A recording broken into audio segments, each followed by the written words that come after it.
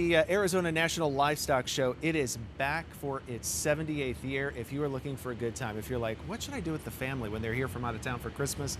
This is a good opportunity for you. We have Tyler here to tell us about this event that's coming to the Arizona State Fairgrounds. This is going to be a good time, right? It is. It really is. So we start the event off with our cattle dog and sheepdog competitions, and behind us you see we have some of them here.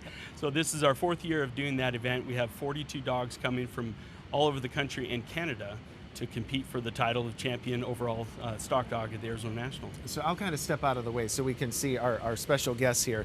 Yeah, so tell me about the competition though, because I mean, this is really something to watch, right? It really is. So what we do is we set up a obstacle course that then the dogs and their handlers are responsible for navigating the cattle and the sheep through the obstacle course, and they are timed for it, and they're also scored on whether or not all the animals that they're herding get through the obstacles they're supposed to.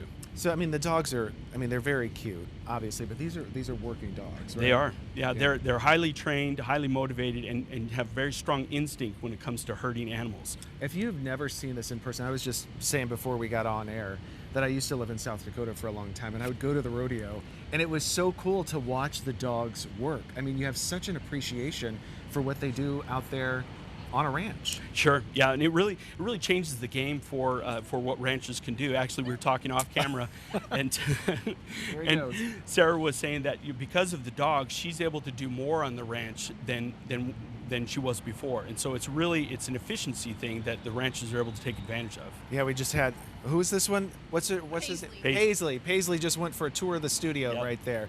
So tell me more about the event, because you guys are having a ranch rodeo as well. It's not just this one competition. Sure, we're primarily a livestock show. That's really where we started our origins, and we'll have 3,000 head of pigs, goats, steers, and sheep on the property for a livestock show, but recently we've added the stock dog competition, and that is, as you mentioned, a ranch rodeo.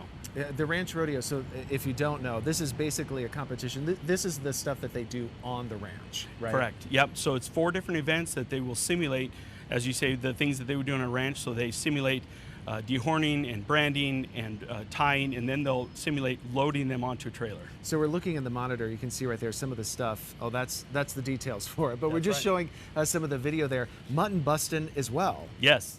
So we have activities for the little kids. They can come down. We put them on a woolly sheep. We put a hockey helmet on them and a little vest, a protective vest, and we send them loose. So this is a family-friendly event. Absolutely, and it's free admission, free parking. Free admission and free parking. Look at this. He's just chilling. Mm-hmm.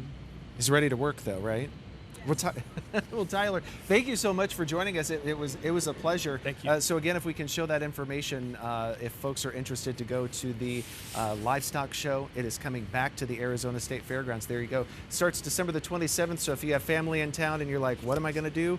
There you go. You can head to the Arizona State Fairgrounds. Let's get in to Crystal and get a check on your traffic. I'm totally